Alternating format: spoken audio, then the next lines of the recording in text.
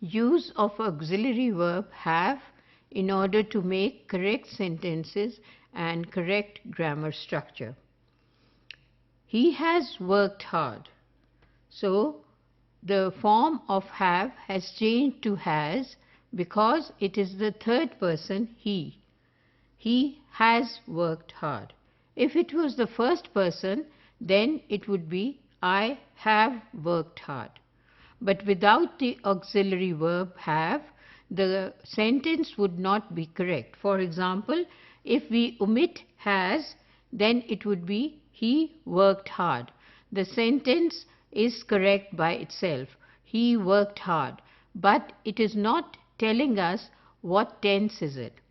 When it says he has worked hard, then we come to know that this is the present perfect tense in which we are using has. It is another form of have.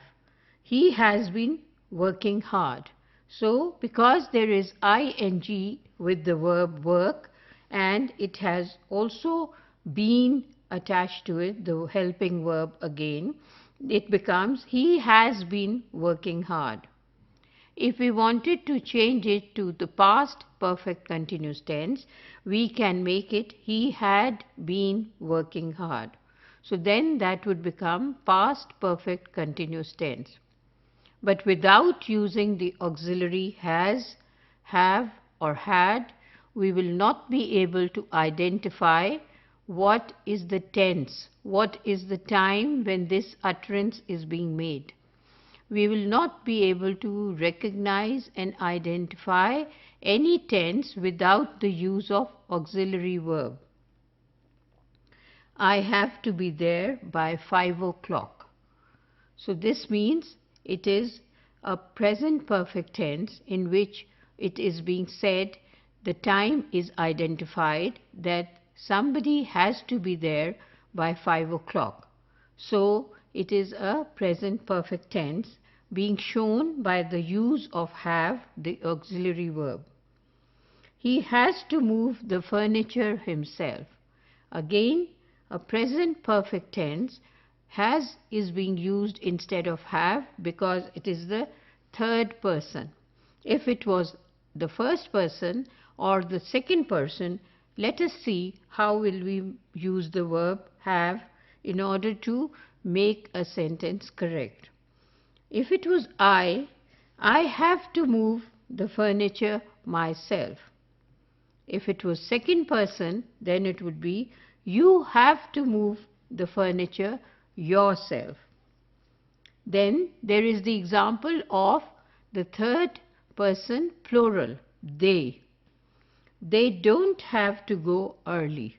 It is also an example of a negative sentence in which do not is being used and abbreviated as don't. So, when we will be using the third person plural, then the auxiliary verb will be have. And this will show what is the tense of the sentence and how to use the auxiliary verb help, which is very significant in identifying the tense of the sentence.